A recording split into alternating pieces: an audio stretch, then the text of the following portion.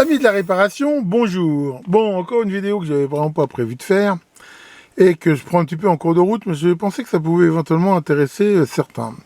Alors là, nous avons un spot LED solaire qui vient de chez Lidl, si je me rappelle bien, qui a l'avantage d'avoir un panneau solaire qui est déporté par rapport au projecteur. Et ça, c'est plutôt bien, parce que ça permet de mettre le projecteur à un endroit qui n'est pas potentiellement éclairé par le soleil, et grâce au panneau solaire déporté, qui se fixe comme ça sur un support, enfin bon là je l'ai enlevé, permet donc de capter au mieux le soleil pour recharger la batterie.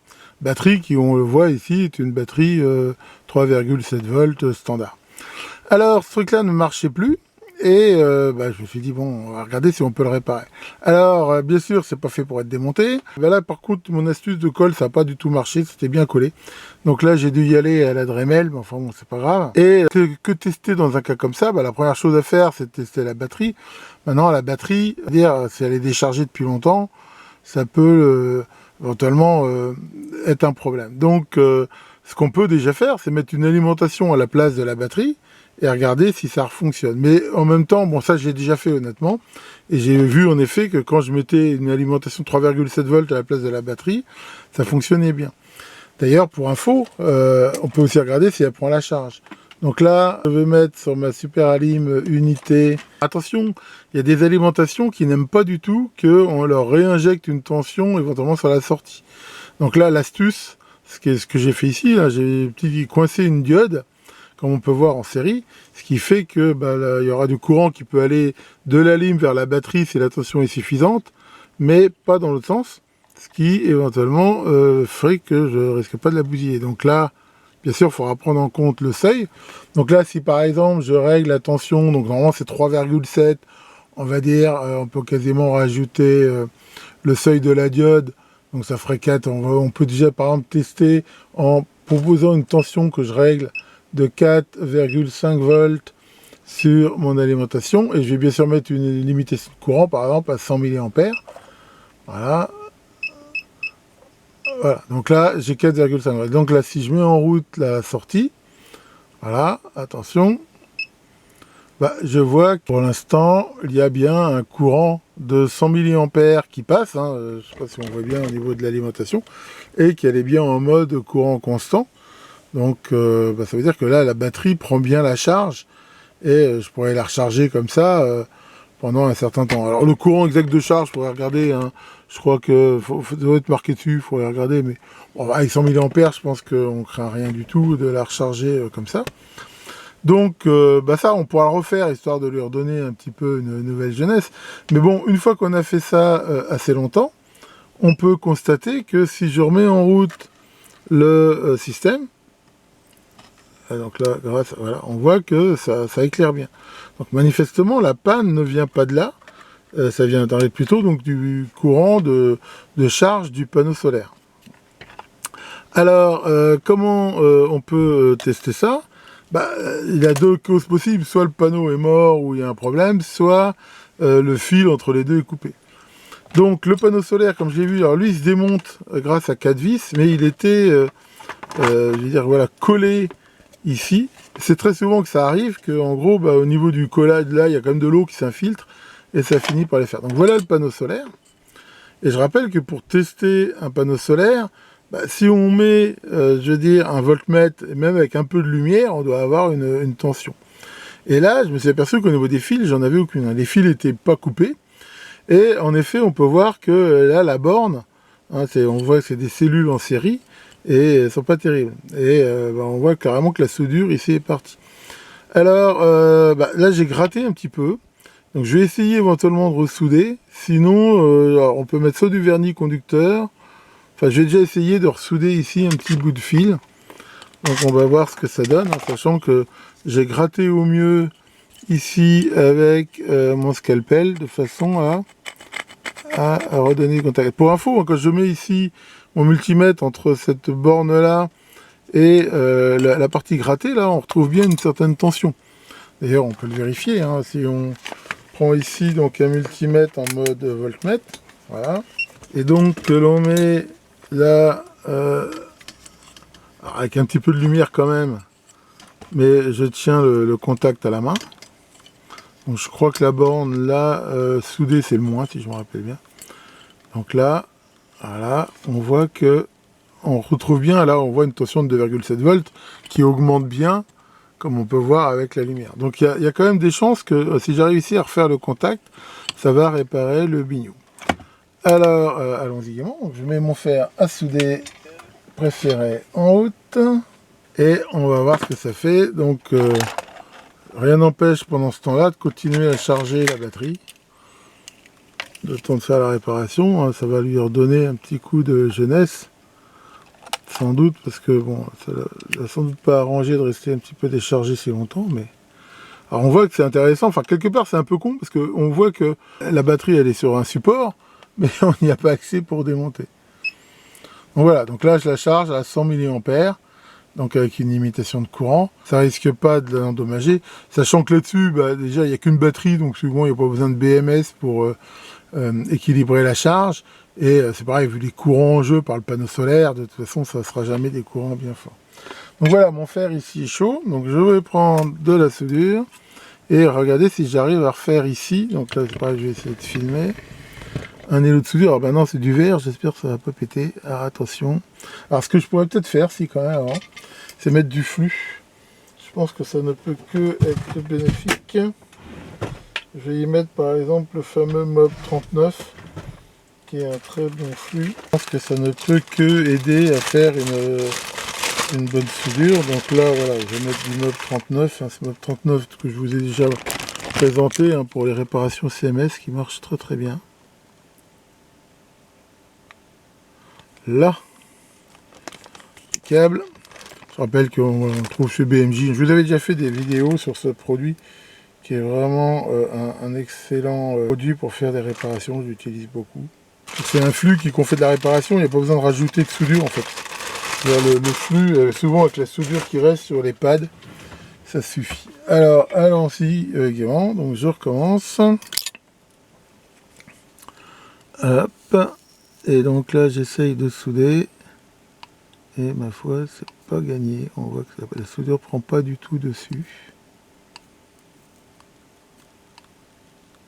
On n'a pas l'air de vouloir le faire. Hein. Con, parce qu'on voit qu'à part ça, le panneau il est bon, quoi. C'est vraiment qu'un problème de connexion. On va laisser tomber ça pour l'instant. Donc, ce que je vais faire, c'est que je vais utiliser donc ce vernis conducteur et je vais essayer de coller avec un bout de fil pour voir si ça le fait. C'est parti. Bon, en recherchant ce vernis, parce que je sais pas dans tout mon bazar où il était, je suis tombé sur cette soudure que j'avais achetée il y a très très longtemps dans un salon de la maquette à Paris, la soudure facile, et qui est un alliage qui était censé souder tout sauf l'alu, et il y en avait même un autre qui pouvait choisir l'alu. Alors je sais pas si ça existe encore, cette société, mais je me suis dit je vais essayer, et apparemment si je prends sur la partie qui n'est pas grattée justement, bizarrement, la soudure a l'air de prendre dessus. Voilà.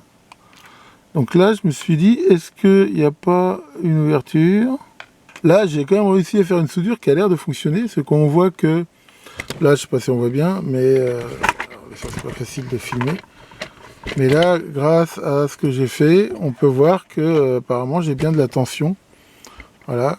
Quand j'éclaire le panneau solaire. Donc, on va dire que ça a l'air d'être bon. Bon, alors, ce que je vais faire maintenant, je vais recoller le panneau solaire sur son support avec de la colle au néoprène et vous faire la connexion pour voir. Bon, alors, j'ai refait la soudure parce qu'en fait, je me suis aperçu qu'il y avait une cellule en plus et on a intérêt à prendre la cellule la plus extrême dans la mesure où, comme les cellules sont en série, on aura plus de tension. Donc même si c'est une demi-cellule, j'ai réussi à refaire la soudure, je l'ai testé, ça a l'air d'être bon. Donc là, j'ai mis de la colle néoprène, la colle contact, hein. Je rappelle que c'est une colle qu'on met derrière, on attend qu'elle sèche un petit peu. Hein, normalement, il ne faut plus qu'elle colle au doigt, voilà. Et faire le contact, par contre, une fois que c'est contacté, faut pas se tromper. Donc ça se bouge plus tellement. Alors, je vérifie la polarité, donc le plus c'est bien à gauche. Et on va y aller gentiment. Donc là j'ai mis des fils souples, hein, c'est des fils silicone. Voilà. Et là, l'idée, ça va être donc de bien positionner tout ça. Évidemment, le fil ne veut pas rentrer dans le trou pour faire chier. Voilà. Alors, attention les yeux.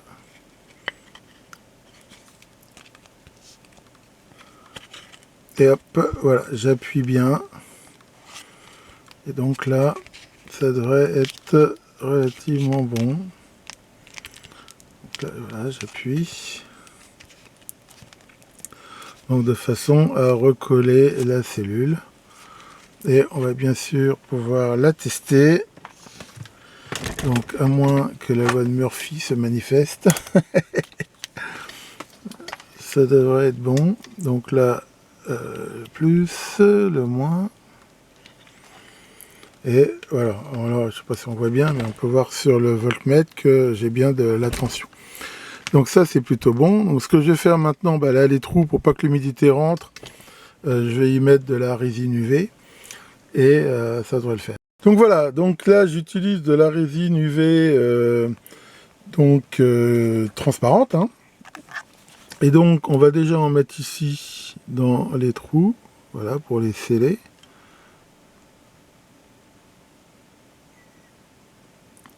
Voilà. Bon, je rappelle, hein, les avantages de la résine UV, c'est que ça polymérise très vite avec les UV et c'est plus dur, et surtout il n'y a pas de chauffage. Par exemple, mettre de la colle chaude ici, bah, même si c'est pas des super températures, déjà la colle, faut attendre que le pistolet chauffe. Après, on a un peu plus tendance, je trouve, à en foutre un peu partout. C'est moins précis. Et puis là, vraiment, la résine UV, voilà, ça va super vite. J'utilise énormément ça. Donc voilà. Après, on peut regarder, on peut tester pour voir à quel moment elle est dure. On va faire ça avec une petite résistance là. Mais là, voilà, on voit qu'elle a déjà durci. Ça va vraiment très très vite. Bon là on voit que ça a un petit peu coulé. Je vais en remettre un petit peu. Parce qu'elle a un petit peu coulé à l'intérieur, mais c'est pas grave. Hop là. Voilà, donc ça va assurer l'étanchéité. Bon c'est pareil, il faut mieux éviter quand même de regarder ça. Il y a tant d'autres qui a dit que les verres de plastique organique de filtrer les UV. Alors après bon. Ce qui est sûr, c'est que c'est pas très bon, donc il faut mieux quand même éviter de les regarder trop directement. Donc voilà, donc là on peut voir que ça y est, elle a durci, ça va quand même très très très vite. C'est l'avantage. Ici, alors ce que je vais faire maintenant, je vais en faire un joint tout le long, comme ça, que je vais aussi durcir aux UV. Comme ça, ça devrait vraiment protéger de la pluie. C'est bien sûr ça le plus gros problème. Donc là voilà, si j'arrive à faire un joint comme ça,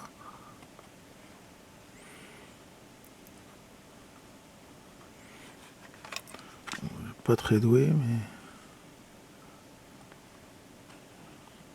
c'est peut-être pas très beau, mais ça devrait le faire. Donc maintenant, bien sûr, il faut tout de suite l'éclairer aux UV pour qu'il durcisse. Voilà. Mais je pense qu'avec ça, ça devrait éviter l'eau de rentrer. Pour info, là, la batterie est toujours en charge. Hein, ça fait à peu près presque une heure qu'elle est en charge. Maintenant, le courant de charge a baissé. Il est de l'ordre de 37 mA. Et pour info, la tension bande de la batterie est de l'ordre de 3,8 volts. C'est à peu près la tension conseillée de fin de charge sur ce genre de batterie. Il ne faut jamais dépasser 4,1 volts à peu près. Après, c'est pas très très bon. Bon, maintenant, c'est vrai que c'est une batterie qui a été déchargée un petit moment, ce qui n'est pas très bon, mais bon. Donc, voilà, on va regarder, ça y est, ça a durci. Hein, c'est vraiment l'avantage, c'est que ça va quand même très très très vite, la résine UV. Et voilà, le travail. Donc là, on va faire un dernier test, ressouder tout, et puis voir ce que ça donne. Voilà, j'ai tout remonté. Donc là, on peut voir donc, le panneau scellé, complètement remonté. Et là, pareil, ce que j'avais découpé. Donc là, je l'ai collé et j'ai refait pareil un joint de résine UV. Puis Puis j'ai remis après un coup de scotch Capton pour valider. Donc ce truc là, pour info, il y a 3 positions de l'interrupteur. Donc c'est off, donc arrêté, là ce qu'il est actuellement. Ensuite il y a une position où dès qu'il fait nuit il s'allume puis tant qu'il y a de la batterie.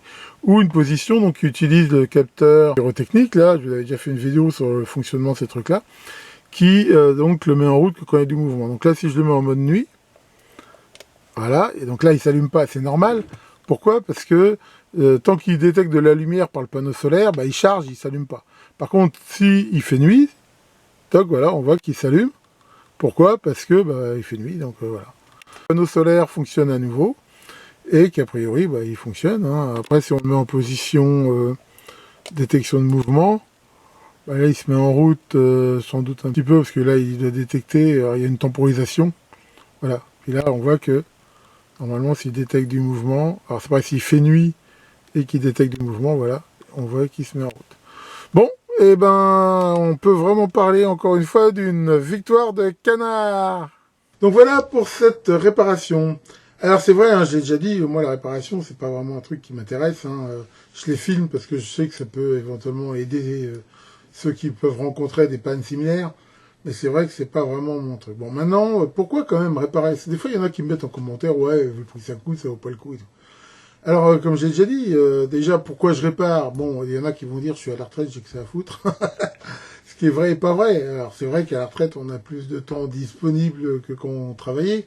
Maintenant, si j'ai du temps disponible, je préférerais passer à fabriquer des trucs qui me plaisent qu'à réparer des pannes. Et je pense quand même que c'est important de le faire. C'est vrai que malheureusement, je l'ai déjà dit, c'est absolument pas rentable. Si on regarde le temps qu'on y passe par rapport au prix de l'objet neuf, c'est pas rentable. Mais malheureusement, le prix de l'objet neuf, je veux dire, il n'est pas du tout représentatif du coût global. En gros, c'est le coût qui a été utile pour le fabriquer, mais il ne prend pas du tout en compte tous les désastres écologiques qui ont été mis en œuvre pour le fabriquer et qui mettront beaucoup de temps à être remboursés par les générations futures si elles sont encore là pour le faire. Je rappelle que pour fabriquer un simple petit transistor, une simple petite puce, il faut 50 litres de flotte. Là, pour fabriquer un truc comme ça, si on regarde toute la pollution, toutes les matières premières qui ont été transformées pour arriver à faire ce truc-là, le prix qu'on paye, il n'est pas du tout représentatif du prix qui va coûter sur la durée. Et c'est pour ça quand même que je pense que quand on peut le faire, même si c'est pas possible de le faire en faisant un métier, mais quand on peut le faire soi-même, je pense que ça vaut quand même le coup de le réparer. Parce que ce truc-là, à mon avis, va encore marcher, je pense, peut-être longtemps, alors que là, si je l'avais foutu en l'air, d'abord, il a fallu en plus le recycler, et en même temps, voilà, c'était juste pour un mauvais contact, quelque part. Enfin bon, après, voilà, c'est à chacun de voir midi à sa porte. Alors, c'est vrai aussi qu'on n'est pas aidé pour réparer. Comme je le dis tout le temps, si on obligeait les fabricants à mettre les manuels de service, les schémas et tout, ça aiderait. Bon là, sur un truc comme ça, peut-être pas forcément, mais sur beaucoup de trucs, on en parle beaucoup de faciliter la réparation, mais on est loin de le faire. Enfin bref, l'important c'est que ce truc remarche. Tiens, Passette, ça va comme ça. Et toi, tu voulais justement savoir, est-ce que moi je mange bio? Oh, tu sais, à mon âge, qu'on peut avoir des agents de conservation, on se sent l'occasion. Allez, là-dessus, faites de belles réparations et à très bientôt pour de nouvelles vidéos.